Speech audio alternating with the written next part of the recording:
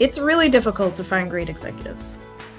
Spirit Consulting helps organizations find all-star executives and hire the right one using work psychology, so you can serve more customers and grow your business. To get a free quote, go to spiritmco.com. Enjoy the show. Welcome back to the Virtuous Heroes podcast. It is a beautiful day here in Chicago. Looking forward to the very mild winter. And on today's episode, we have a leader coming to you from Ohio. Excited to be able to dive into that today on his podcast episode. Michael, thank you so much for carving time out to be able to be with us today on the Virtuous Heroes podcast. The first question that I always ask guests, which is a difficult one.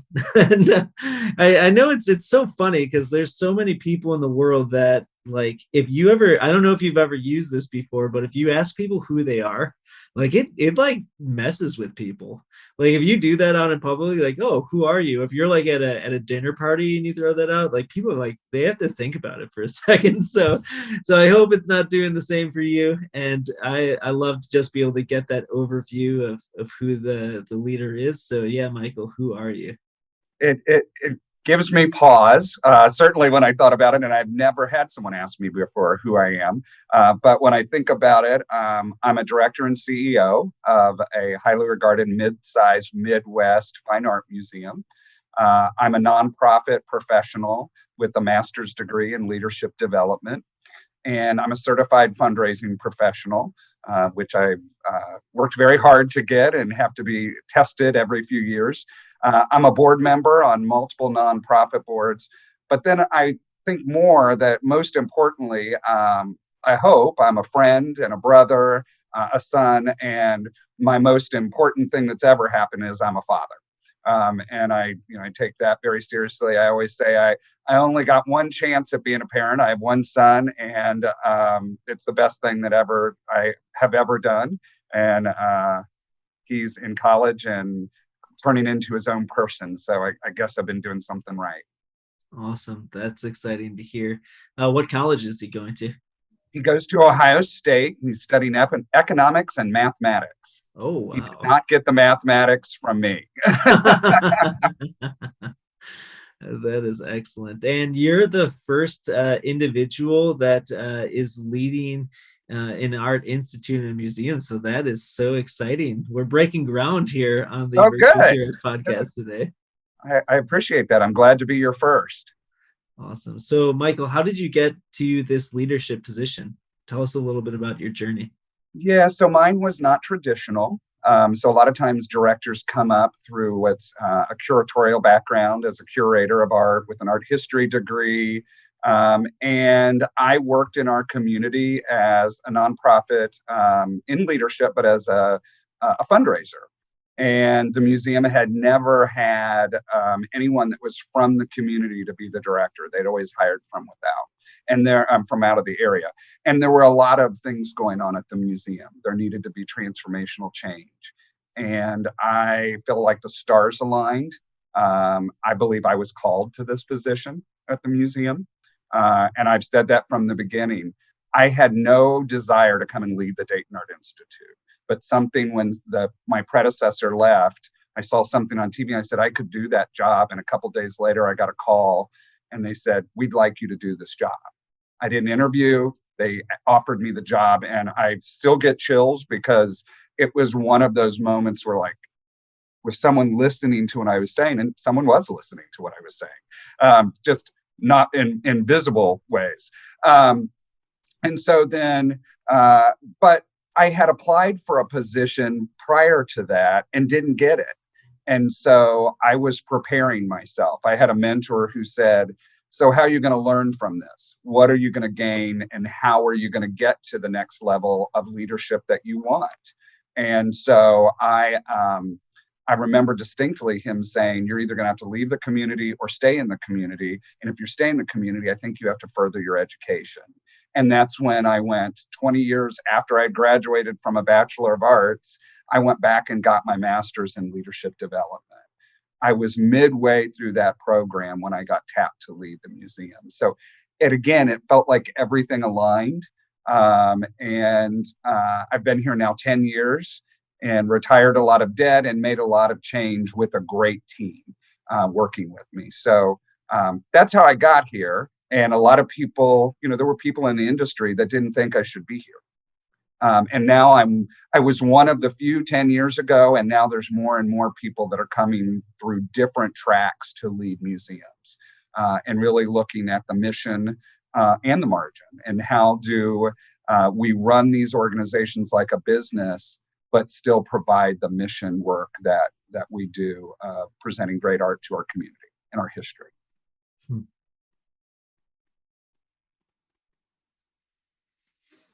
Yeah, well, that's excellent. Well, thank you for sharing that. And I mean, it sounds like you had already kind of started to dive into the vices piece of like getting out of your comfort zone. Sometimes we can get stuck into that, just like, well, things are going all right, and being willing to kind of sit in that versus, kind of like steamrolling growth and wanting to, develop ourselves. Were there any other vices that you feel like you had to overcome within your own kind of journey in order to be the leader that you are today, Michael? Well, it's interesting. I remember 25 plus years ago when I got my first promotion. My dad said to me, always remain humble and have a sense of humor. And I've always tried to remember that. I've tried not to be a micromanager, although I micromanage myself. I'm very detail oriented, and I know that some people aren't that way and don't appreciate that.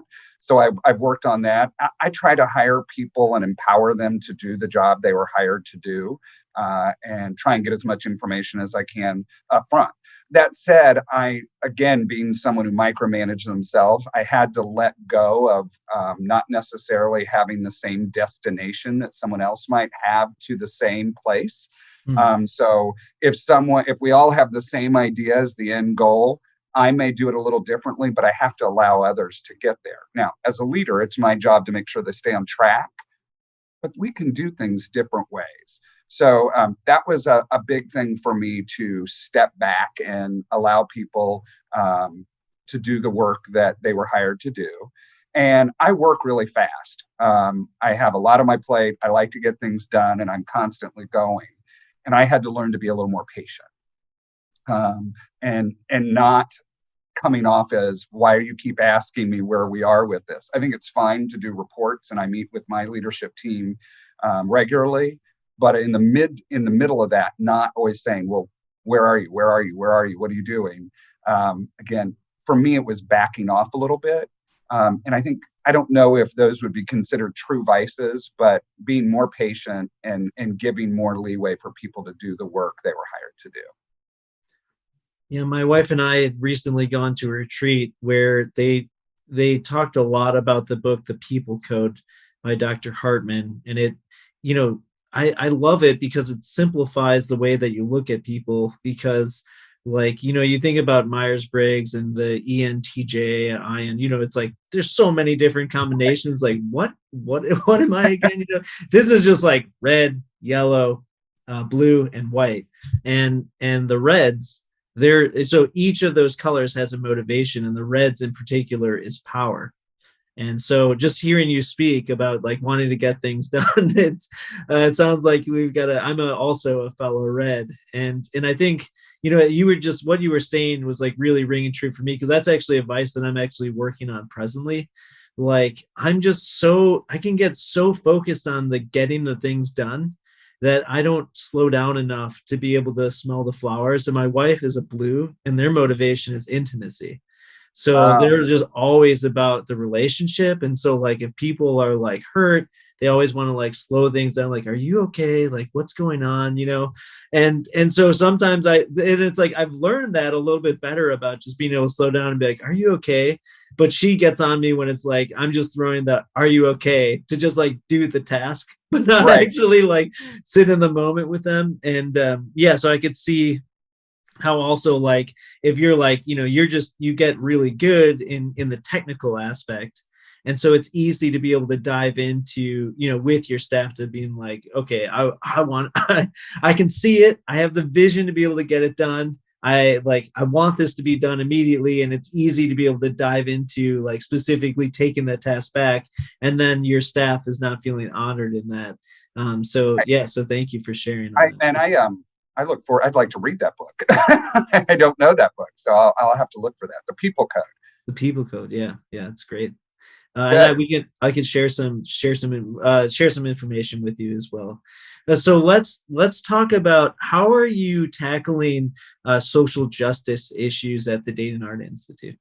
So social justice has been important to me my whole career, and I was connected with an organization that I became a board member with. And I always say the organization gave me voice to what my heart always felt. I just didn't know how to express it. And so I think I bring that to my work. And when I came to the museum, there's no museum of our age, which we're 100 years old, can say that they were not established by white wealthy elite. And so, and being a white male, I know I come from a place of privilege. And so I have focused for the last 10 years of how do we make the museum feel more inclusive, more welcoming, people feel a sense of belonging. Because I heard from a lot of people from different faith organizations or groups, from different races, from different orientations, that they didn't feel like there was a place for them at the museum, that it felt very white, very European, which we have a beautiful European collection, and it's not going to go away. It's a part of our world art collection. But then we started to step back and say, but if we're a civic museum, which means it's for everyone, and we have said for years, our founder said that the Dayton Art Institute is Dayton's living room. I say now it's our family room because it's a little more casual. But if we have that philosophy, that means that everybody's welcome. And so we started with some really basic things of, instead of saying our customers, we refer to them as our guest, because a customer is transactional. A guest is welcome in your home and you hope they come back again and again. Then we started talking about what's on the walls. Do people who are coming through see themselves? We see a lot of white people, and that's great because there are a lot of white people in Dayton. But there's also a lot of African-American people in Dayton. And do they see themselves? So we're really focused on collecting in BIPOC areas now, which we weren't before. So, for example, we have acquisition funds or funds that we buy art with. We don't have a lot of them, but when they're unrestricted, we're using 75% of those to buy work by minorities, women, and other marginalized communities, so that we can start to better represent minorities on the walls of the museum.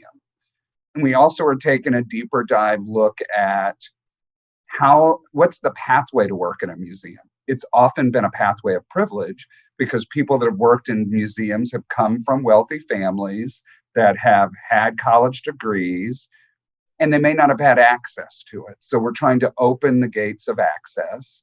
That goes from everywhere we advertise to making sure our internships are now paid. We call them fellowships now, because some kids can't afford not to work in the summer, but they want to work in the arts, but they have to be paid.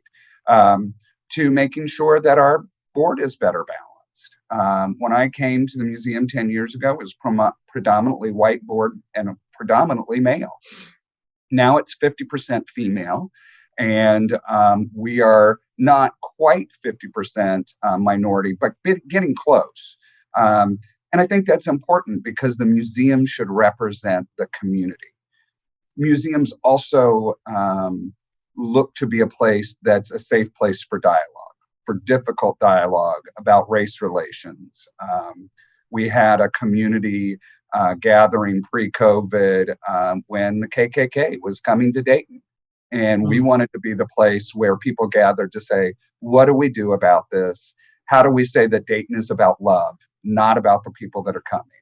And we surround them with love. And it turned out that we worked so much at it as a community, they only had 4 members of the KKK show up.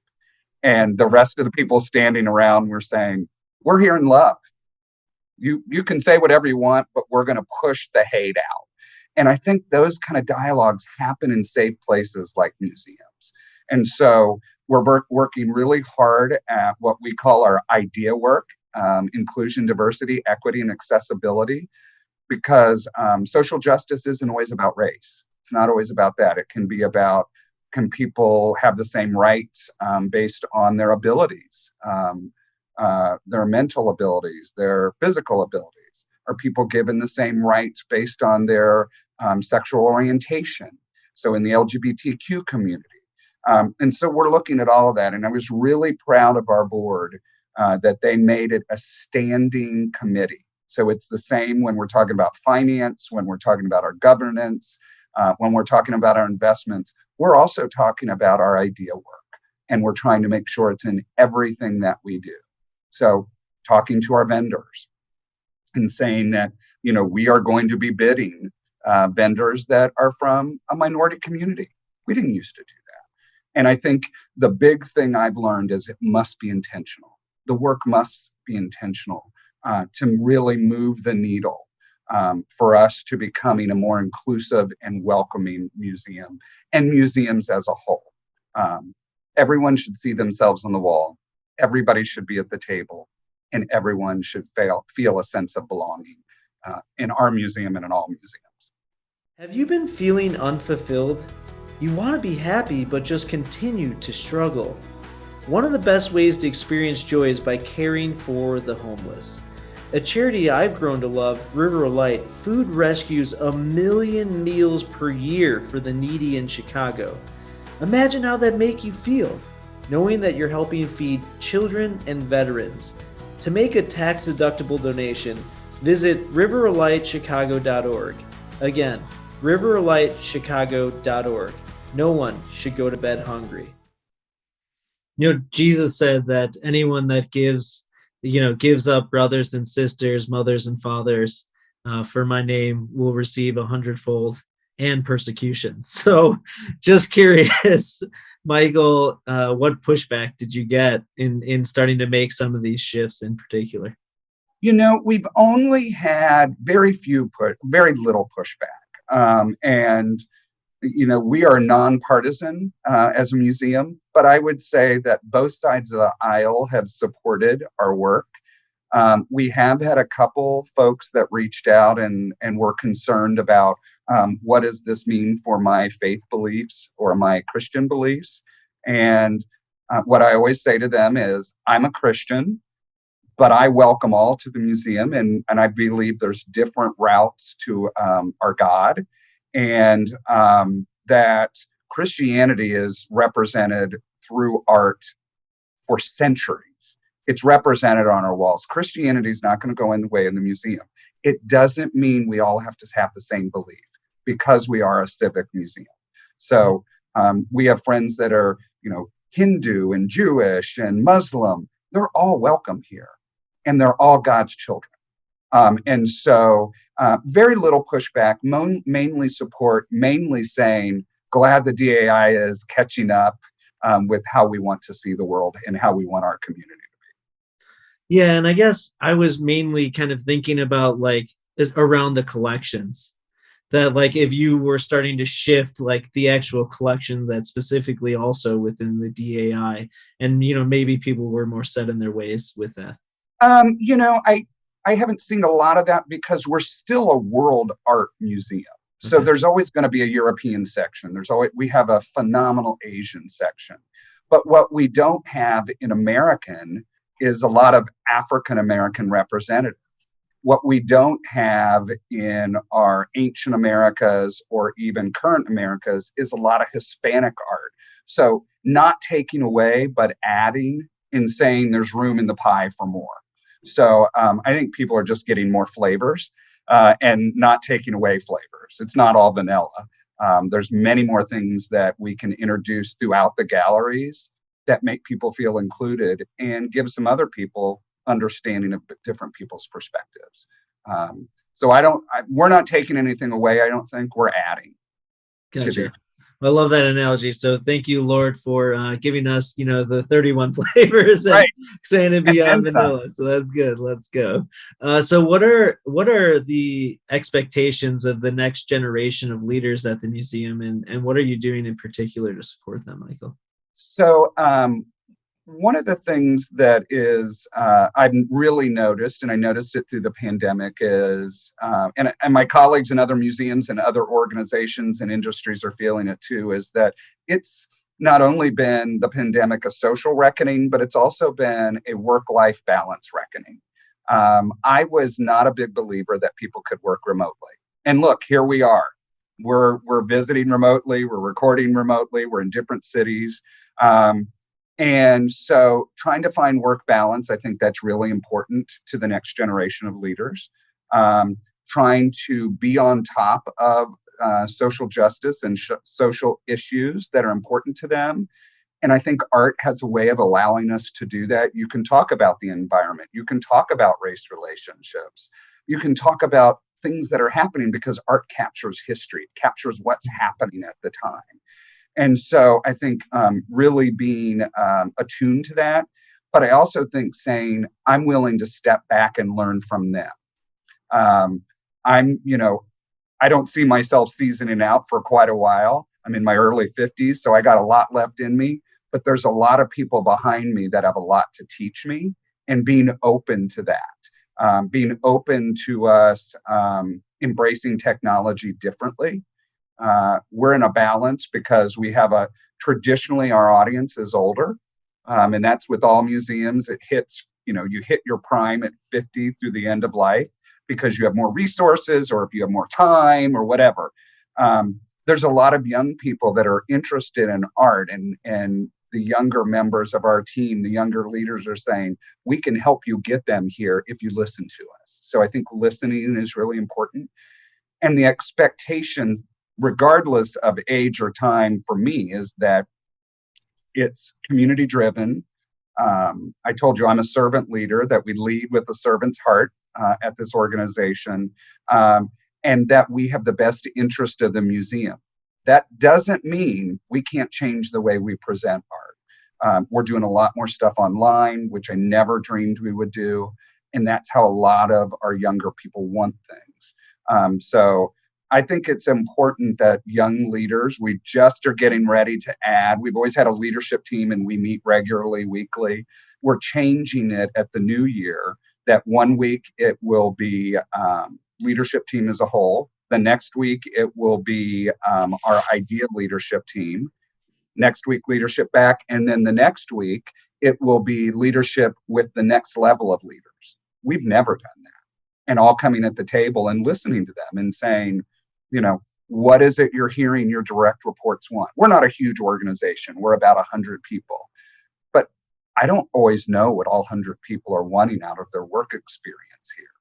And so listening to those middle managers and bringing them to the table, I think is the expectation, and that they're wanting to lead. If people don't want to lead, we'll find someone who does, because I always say that I'm not the only face of this organization. I want leaders infiltrating the whole community. I want people knowing other people, and maybe not always knowing me, because I think that's what makes us such a rich and strong part of the community. Awesome. Well, thank you for sharing in that regard, Michael. I'm just thinking about, the leader that's listening to this episode and maybe thinking like, hey, maybe my organization is too focused on me, and maybe I've been too closed off to the people around me. What could you say to that person about being able to empower the people around them and wanting to be open to, kind of like innovation and new ideas from younger generations? And then I'm also curious as to why you were that way. Like, why was that, about you personally, that you feel like that was just naturally being able to go there, where some older people, they get to the place and they're like, all right, well, now it's about hierarchy. I had to put in my time. Now it's very kind of like rigid in the way that we set up the chain of command. So I think part of that goes back to, I've always believed if you empower people to do their best work, they will.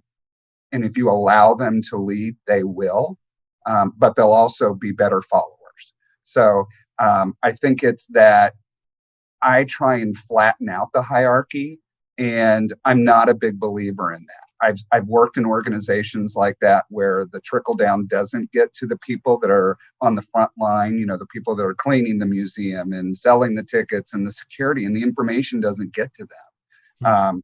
I try very hard for them to feel like they can make decisions that matter for our guests. And I always say, I don't want you to give away the farm or give away the museum, but I want you to feel in the moment you can handle the situation. You're empowered to do it. We've given you the information and the tools to be successful. For me, that comes from a place of my parents are very giving in the community. My dad sat on a lot of boards and instilled that in me, that it's better when you go out and try and leave something better than you found it. And I think you only do that through people. If I do it and I do it from an ivory tower, I don't know the people I'm working with. I say that this is my second family.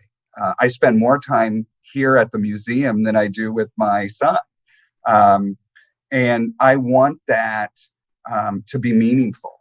What I say to people when I hire them is, my goal for you is that you retire from the Dayton Art Institute. Your goal for me is that I should make it that you want to retire from the Dayton Art Institute and that you don't want to move on. And that doesn't mean people don't move on. But what I say to them when they do is, I hope you had the kind of experience where you learned and you grew and now you fly. And when you look back, you say, I got all those opportunities at the museum. They let me step up and lead. They let me learn. And now look at me go. And hopefully they're an advocate for us in the community, and they're leading and making our community better. And so for me, it just comes from a place, and I think it's that I always knew I wanted to lead from the time I was a child. And I say this and people laugh, and I'm like, I can show it in you, my baby book. When I was in preschool, my mother wrote in my baby book, I think Michael will be a leader. He can also be a follower, but I know he will lead. And my mom's gone now, so I almost got a little teary-eyed. She was my biggest champion, but she told me, it goes back to what my dad said, humble leaders that keep a sense of humor have followers. And you do your best work when everyone is committed, when they're all smarter in their areas than you, and you let them excel. I'd say let go. Let go of holding on to everything. Let other people excel and you'll shine. Well, dang, that sounds like you had a pretty prophetic mother. I did. Yeah. So what did she ever tell you like why she said that, or where she perceived that? I asked her that once, and she said, I just observed, I'm the youngest of 4 boys. And she said, I observed how you interacted with your brothers. I would observe how you interacted with playmates. And then I would, what teachers told me about you in the classroom. And she volunteered in our schools, and I would see her. And she just said, I just knew there was something. And I always had that drive and sometimes I would say, why do I want to do that? Why can't I just be content where I am and what I'm doing? But I always knew I wanted to get to a place where I could lead an organization. And I knew I wanted to work in nonprofit as soon as I left, graduated from my undergraduate. And I think that came from my father's work. He's an architect, but he spent more of his career leading nonprofit boards and being on boards. And I think I saw what that meant to our community. And so I don't, is it nature? Is it nurture? I don't know. I think I had very giving parents. I think community is important. My dad is still alive, and community is important to them and to me. We live in a city, Dayton, unlike Chicago, is big enough that you really can make a difference. You're not just watching the parade, as my dad would say, you're marching in it. And so, and not that you can't do that in Chicago, I'm sure you can, but we're a small Midwest, town. That's been rewarding for me. Michael, we were looking at it the other day of where our listener base is at, and we've got basically people all over the world that listen to the Virtuous Heroes podcast, which is so fun and exciting. Love that. So what do you say to people that aren't from Dayton and that are thinking about if they're visiting Dayton, why should they come to the DAI, the Dayton Art Institute? And do you have anything new or fun or exciting that's forthcoming to talk about? Sure. Well, I would say the Dayton Art Institute is internationally recognized. The collection is, by people who know our collection. It is a world collection. It spans 5,000 years of world art. So everything from American to African, Asian, contemporary, you will find it here. It has some treasures in it that people might not think would be here because we had wonderful donors. We've got a very rare Monet, one of his top, considered of his water lilies in the top 10. In our pre-Columbian collection, we have a Mayan Mask that is the only one known to be in its original condition with all its parts in the world, right here in Dayton. And that's a really important piece to us. And we are known for our special exhibitions. And so there's always something that's happening. There's always a special or a focus exhibition where we're really digging deep into an artist or a theme, and those are ever changing. So I think there's always something for us to find here at the museum. And we're just a really beautiful, serene place to visit. We're an Italian Renaissance style building with beautiful stairs and fountains and a cloister and mature trees and a sculpture garden. So we're right on I-75 as you're coming up across, north to south. You can see us from the highway, and we're a great place to stop and rest and as you're on your travel journeys. So always important when you're in Dayton to come visit the museum. Well, for sure. And I would love to be able to get lunch or dinner the next time in town. So that's exciting. Absolutely. How can people get a hold of you and the work that you're doing? So I'm on Facebook, and they can find me, my name, Michael Roediger. And I think you're going to put that up. My email address is mroediger@daytonart.org. And our website is loaded with great information, and it's daytonartinstitute.org. So I always respond to my emails, and if people don't have that, we have a general one that people can send it, and I'm the one who responds to those as well. So I'd love to hear from people and love people to come visit us. Well, thank you again for being on the Virtuous Heroes podcast, Michael. It was truly a blessing to be able to hear about some of the innovative work that you're doing at the Dayton Art Institute. And, our mission is to inspire virtuous leadership. And I definitely feel like this is, exploding that today. So thank you again for being a part of this show, and look forward to continuing the dialogue with you as well. Thank you so much. It was a pleasure to be with you. For sure. Hey, Chris here. Hope you enjoyed the episode where we discussed all things going bald. Just joking. If you enjoyed the episode and the podcast, will you please subscribe on YouTube or Apple Podcasts or Spotify? Or you could also share it with a friend. That would be tubular. I hope you have an awesome day.